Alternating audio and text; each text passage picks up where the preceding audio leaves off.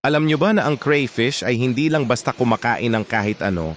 Para mabilis silang lumaki at manatiling healthy, kailangan nila ng tamang pagkain. Sa video na ito, pinapakain natin ang ating crayfish ng isda. Ang isda ay magandang source ng protina na tumutulong sa kanilang paglaki at pagpapalakas ng katawan.